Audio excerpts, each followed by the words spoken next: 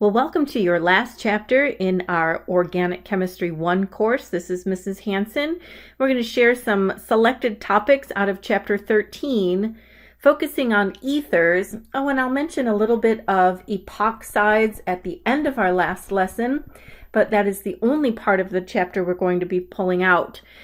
In this video lesson, we'll be looking at the first section, introducing what ethers are, kind of definition of the functional group and how to recognize them. We'll practice nomenclature of ethers and practicing naming, and then comparing the structure and properties to ethers to other compounds, especially the alcohols and alkanes, and just take a look at their intermolecular attractions in order to predict just trends such as boiling points or melting points and so forth. There is a second video lesson in this chapter. We'll take a look at the preparation of ethers and reactions of ethers and rounding out our lessons. So a two video chapter looking at what are ethers and how do we name them, and then looking at some important chemical reactions related. So let's go ahead and get started with our first section. What are ethers? So let's focus here in defining an ether. An ether is a group, a functional group that includes an oxygen, but that oxygen has to be bonded to two other alkyl groups. Your general structure, ROR, notice that it is an sp3 hybridized bond on the oxygen, so it is tetrahedral for molecular geometry. Well, tetrahedral for its electron domain geometry. Of course, the molecular geometry itself would be bent, but with 4 electron domains. So you can clearly see it is a polar functional group.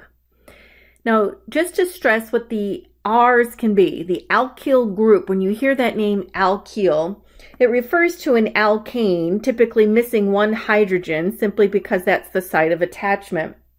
So you could see this as an oxygen bonded to, let's say, 2 methyl groups. That is, by definition, an ether, ROR. The R groups can be alkyl, which is an alkane minus that hydrogen. They could be aryl, which is the aryl group is derived from the aromatic hydrocarbons. So for perhaps a benzene ring, again, minus a hydrogen to serve as a site of attachment. Or they could be vinyl groups, which just are the alkenes, but they cannot be next to a carbon that is double bonded to an oxygen. So even though I see an oxygen in this structure and it's leading to 2 other carbons, I cannot be fooled because this carbon is double bonded to another oxygen, and that is no longer an ether, not an ether, but it happens to be a next functional group called an ester. An ester is a derivative of a carboxylic acid, that C double bond OH. If we remove the H and place it with an R, we come up with an ester. So one of the things we need to just recognize, the criteria for an ether, I do recognize an oxygen bonded to 2 other carbons, but that carbon cannot be directly related to a double bond oxygen. And that's an acyl group, and that is a different functional group. So as we begin exploring and just recognizing what ethers are, let's just look at some common examples. Ethers are widely common in many natural and synthetic compounds. Here are some, probably some familiar names. Here's the molecular structure of the active ingredient in Prozac, an antidepressant. And notice here we have an oxygen, and as it reaches out, it's bonded to 2 other carbons. So there is an ROR functional group. This is an aryl functional group, an aromatic compound, and this again would be the alkane. Here another is vitamin E, which we know to be a strong antioxidant. Here is the oxygen bonded to 2 other carbons that are not next to a carbonyl carbon, so that also meets the functional group requirement of an ether. And finally, here's a third one that might sound familiar, some morphine active ingredient used to treat severe pain, a pain reliever. Notice here the oxygen is attached to 2 other carbon as part of the compound structure.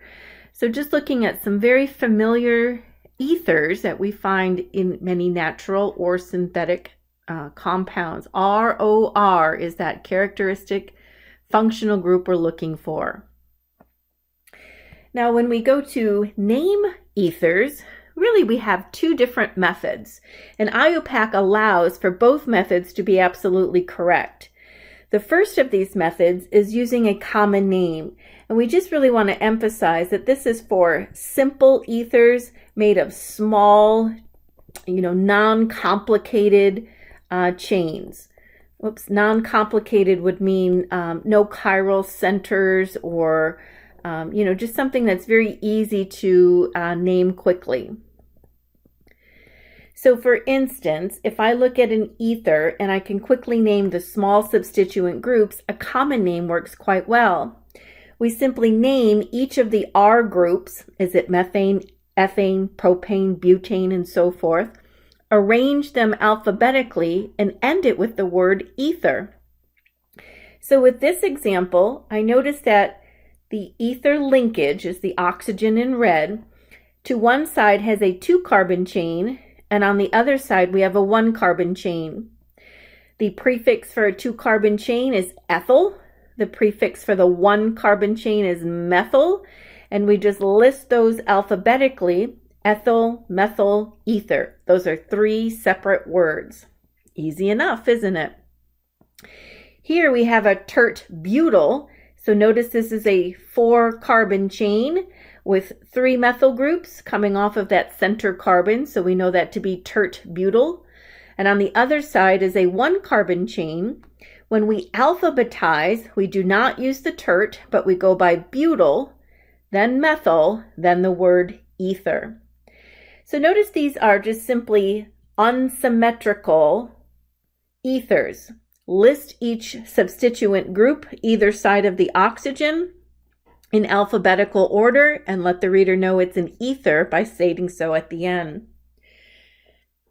If we have 2 identical groups, it's even easier to name with a common name. And notice again, these are just small, non-complicated ethers. Here I have an ethyl group to both sides of the oxygen. So again, that ether group, ROR. And since they're the same substituent, we just say that's diethyl ether. And if it's the same substituent in both directions here with a 3-carbon chain, that's simply dipropyl ether. So they can be symmetrical or they can be asymmetrical, and then we must use the alphabet to list those in order. So the first of 2 ways to name the ether is just common names. Simply assign the prefix based on the length of the carbon chain, alphabetize them, and put the word ether at the end. Now, if we have larger, more complicated ethers to name, there's a second systematic way of naming these, and that's by choosing the larger group to be the parent alkane. The longer carbon chain is what I mean by the larger group. So that becomes the parent chain. The smaller chain is then named as the alkoxy substituent.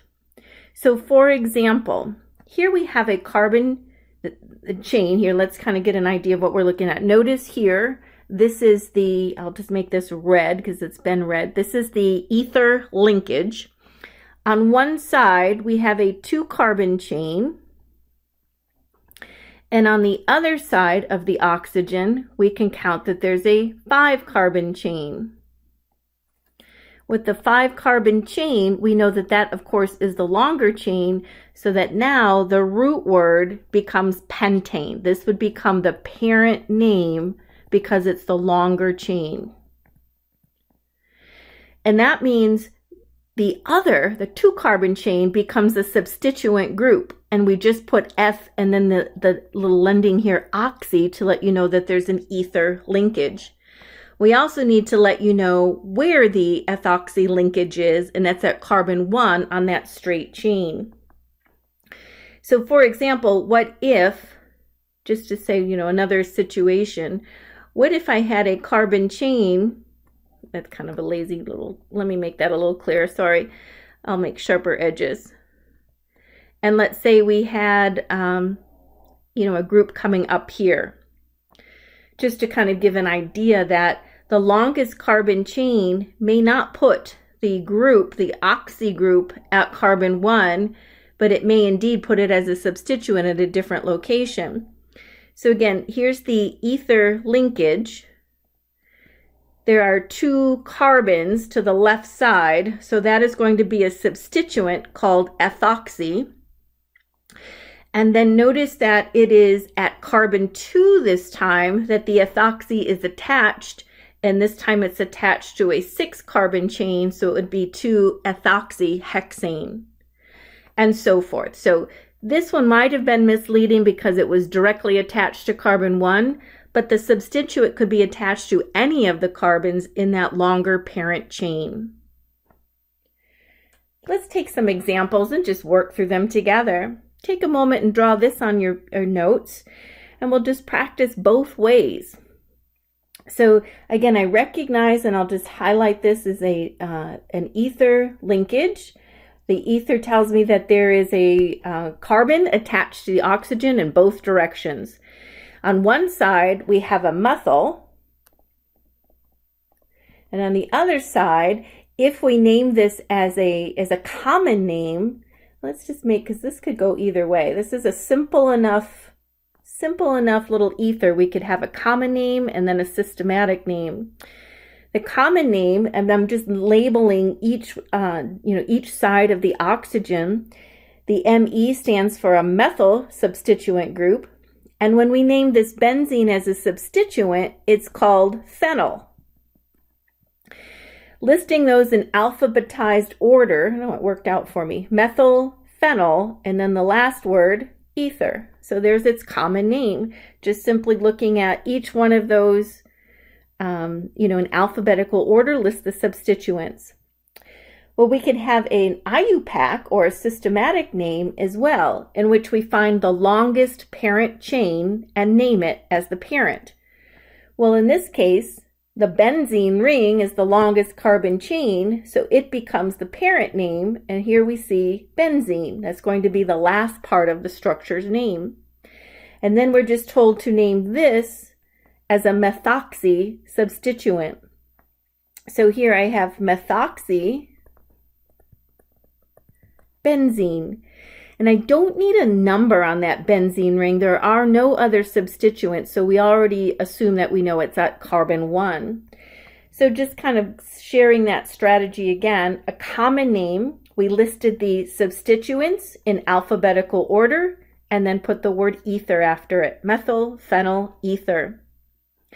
The systematic name found the longest parent chain to be benzene, and then named the substituent methoxy for the 1 carbon attached to the oxygen. Methoxybenzene, all one word.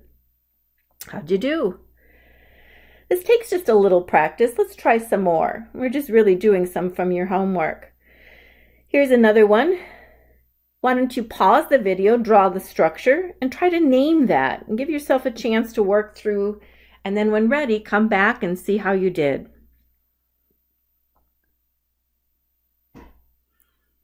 Well, welcome back. By this time, you've had a chance to draw and maybe kind of have some thought process of how you want to tackle this. Well, you notice my note here on the slide said, we're not going to be able to give it a common name simply because it's too complex. As soon as we see a chiral center and several substituents, we know there's no common name. We have to indicate the chirality. So again, we're going to tackle this by finding the longest carbon chain, which here I can see is the cyclopentane. So I realize that the root word is going to, the parent name here is going to be cyclopentane. And everything else just gets named as a substituent. This substituent is 2 carbons long, and so we know to call it ethoxy. Here, at this particular site, we have a dichloro. Now, what about numbering? In the last chapter, we mentioned that alcohols always get priority 1, And so if this were an alcohol, I know that the oxygen would be granted the number 1 position. But that's no longer true for the ether. We want to find a numbering system to make sure that all substituents have the lowest number possible. And so if I were to number 1, 2, 3, 4, 5 in this direction, we'd have a 1,1-dichloro, and then we would have a 3-ethoxy cyclopentane. And just to kind of clarify why that's better than having numbered 1, 2, 3, 4, 5, this would have given 3,3-dichloro, 1-ethoxy cyclopentane, just to finish that whole thing out. And the reason we're discounting this is because 331 is a higher numbering system than having 1,1-dichloro. So this is the one we're deciding to eliminate because our job is to make sure we have the lowest structure, the numbering possible. So we just named that as 1,1-dichloro 3-cyclopentane. There's one more consideration, and that's the chiral center. So again, just to remind ourselves, a chiral center is a carbon that has 4 unique substituents, and this indeed does. There is a hydrogen, not drawn, but we know that is there. We have a wedge out to an oxygen. We have a 2-carbon chain that leads to chlorines, and here is, again, a 2-carbon chain that leads to chlorines. So is that a chiral center?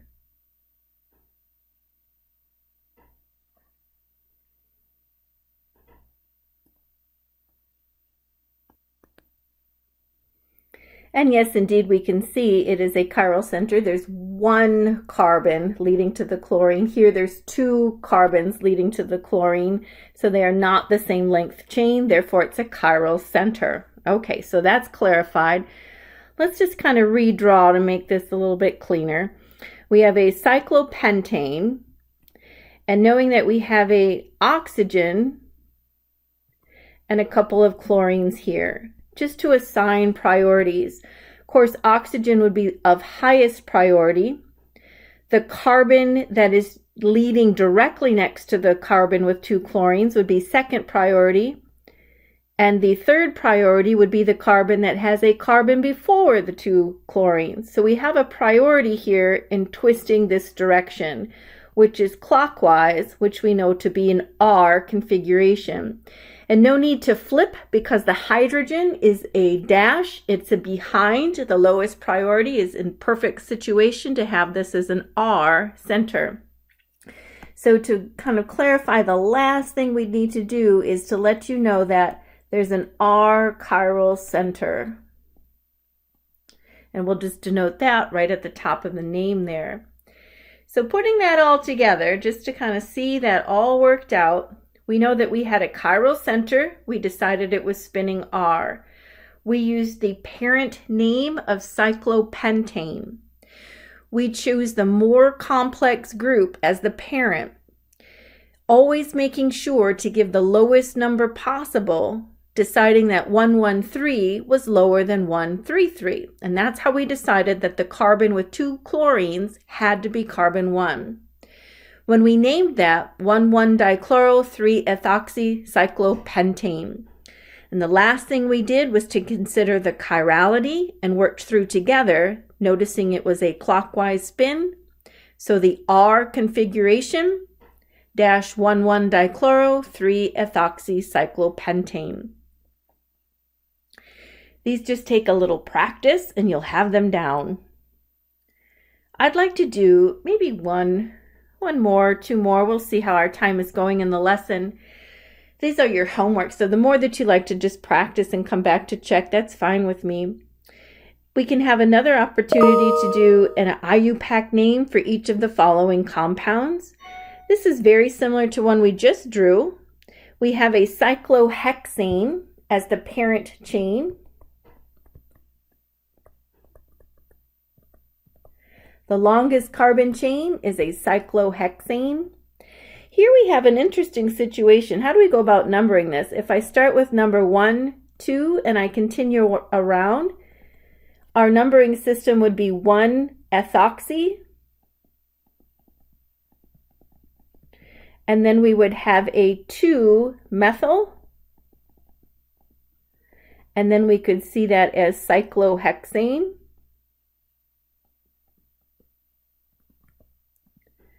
Now, is that any more correct or less correct than saying if we had numbered 1, 2, 3, 4, 5, 6? My hand changes this color, so that's why you're seeing it change color. When I rest my hand on the screen, it changes colors.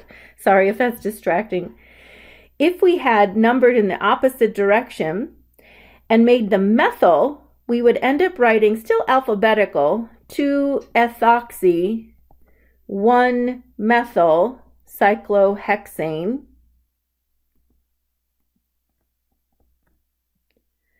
Now, what is better is the fact that when we have an equal number of, we're not lowering the number 1-2, it's the same numbering system either direction, but what would then dominate is the alphabetical order. So there is one correct answer. You want to go by the alphabet. If there isn't an opportunity to lower the numbering system, make sure you put the lowest number with the lowest alphabet in priority. 2-ethyl, 2-ethoxy, 2-methyl cyclohexane, and that denotes this guy. Now, the last thing you want to check before you say done, are there any chiral centers? And if so, we've got to name them. And this is good review from chapter 5. I actually noticed that we have 2 chiral centers here. Can you find them? We want to find carbons that are attached to 4 unique groups to find the chiral centers. So I recognize that at carbon 1 is a chiral center, and again at carbon 2 is a chiral center. And you want to go through and make sure you can decide if they're spinning clockwise or counterclockwise, and when do I flip. So let's just work through this together. We'll do it carbon 1 first, carbon 1 being, of course, in the red numbering because we eliminated the choice that was green. Let me just get rid of those numbers. At carbon 1 is a chiral center, and at carbon 2 is a chiral center. Let's focus on carbon 1 first. Of highest priority would be the oxygen. The second highest priority would be the carbon that's attached to the most carbon. And then the third priority would be the carbon that's attached to the fewest carbon. And so we see ourselves spinning in a clockwise fashion. However, priority 1 is a dash, and it's supposed to be a wedge. So that tells us that we need to just flip the configuration so that we're reading this as counterclockwise, and we know that that is an S configuration. So at chiral center carbon 1, we have an S configuration. Let's do the same thing again, but for the second carbon, carbon number 2. Of highest priority would be the carbon that's attached to the carbon attached to the oxygen, so this will be top priority. The second priority would be the carbon that's attached to the more carbon, then here's carbon attached to just hydrogens. So again, this is spinning in a counterclockwise fashion. The highest priority here from this carbon to this carbon is just a straight plane, so we do not need to flip. So this also comes out as the S configuration. So putting all that chiral stuff together, this is the final name. 1S, 2S, 1-ethoxy, 2-methyl cyclohexane. What I love about this is it's making us remember everything we've learned so far. It can really test you on nomenclature, but both in the alcohol and the ether groups with just these last 2 sections. And again, I just took a screenshot of all of the practices that you'll be asked to do. You can certainly take a moment and draw these on your paper and I can just quickly share with you some strategies as you approach them. Pause the video and draw these last 3 structures on your paper and just start up again once they're on your paper.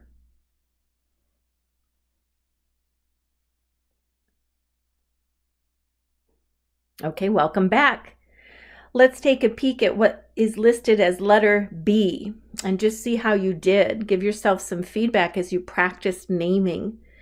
You wanted to find the longest parent chain, and on the longest parent chain, you found that to be a butane, that there was a 4-carbon chain. At carbon number 2, we had an ethoxy substituent group, 2 carbons in length.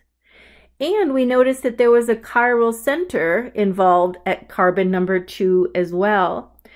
When you worked through the spin, it came out clockwise. So you put that together as R2-ethoxybutane.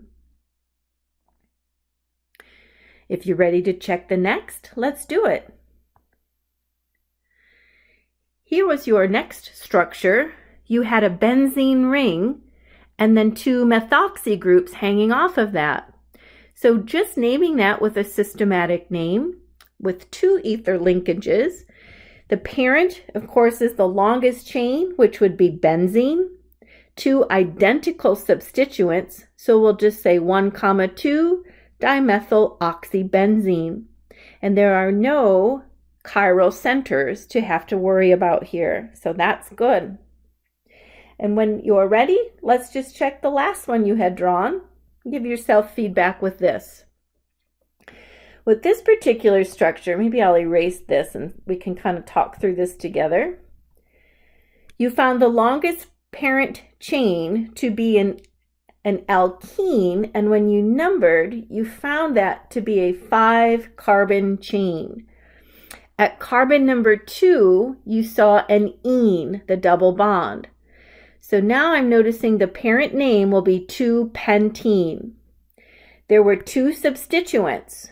One was this substituent known as ethoxy.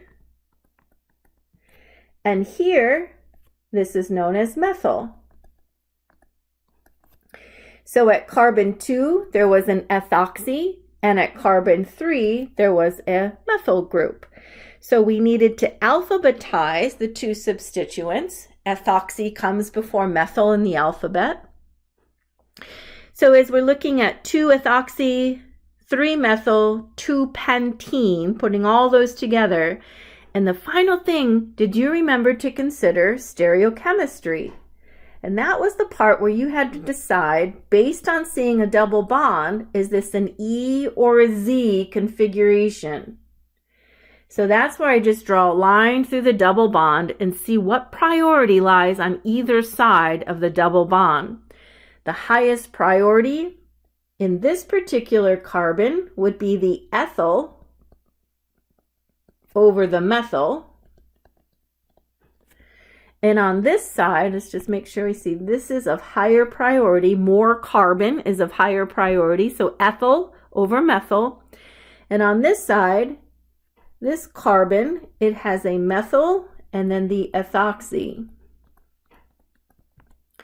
So again, this is the priority, the leading to the oxygen, the more complicated substituent group. Now notice that the priorities are on opposite sides of the double bond. Therefore, opposite, which starts with an O, leads me to the E configuration. So the stereochemistry E, 2-ethoxy, 3-methyl, 2-pentene, putting it all together.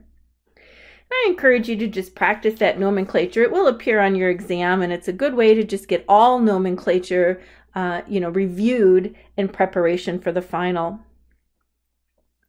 And the last section, very brief topic about structure and properties of ethers. So I mentioned at the start that the functional group of an ether is very similar to that of water or an alcohol, being that it's an sp3 hybridized tetrahedral for electron domain. So notice that water they have listed as 105. I actually learned that as 104.5, but somewhere in that neighborhood for a bond angle. Methanol, which now replaces one of the hydrogens with a methyl group, again increases the bond angle. And if I add two methyl groups on either side of the oxygen, the bond angle increases it a little bit more. And this is just really just based on steric hindrance. You know, you want to make sure that you're giving those methyl groups plenty of room to move away from one another, so you'll see the bond angle kind of increase as the more carbon around that oxygen increase. And what I notice here also is water, of course, meets the criteria for H bonding. It has an oxygen directly attached to a hydrogen. Alcohols meet the criteria for hydrogen bonding, but the ether groups does not. So in other words, because the oxygen is no longer attached to any hydrogens, we've actually decreased the intermolecular attractions between the molecules.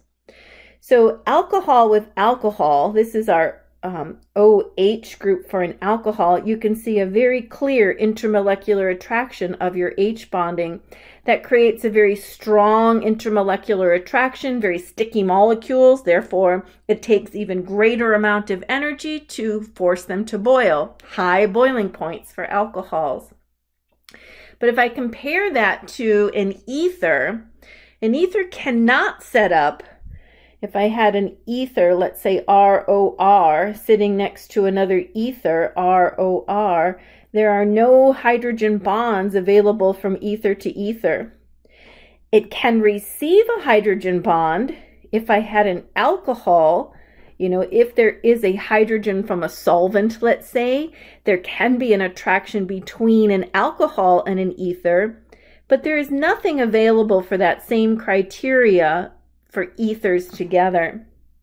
So based on that, you just see boiling point trends. The alcohols have the highest boiling point of all because they have dispersion, dipole-dipole, and hydrogen bonds. By the time we get to an ether, we've eliminated hydrogen bonds, and by the time we get straight to an alkane, all we have left is dispersion. So they have very low boiling points, increased molecular attractions to an ether, and the highest of all, with all three intermolecular attractions, would be the ethanol. Notice that we mentioned ether is a polar molecule. There is an interesting component, electron density pulling rich toward the oxygen to create dipole-dipole interactions. It would not exist there in terms of straight chain propane. And keep in mind, because surface area plays a large role in dispersion forces, the larger you have, surface area for ethers, the higher the boiling point. So again, these just interactions, if I have a long carbon chain, these interactions between those carbon chains have an opportunity to set up more dispersion forces, more temporary induced dipoles, and the molecules become a little bit stickier.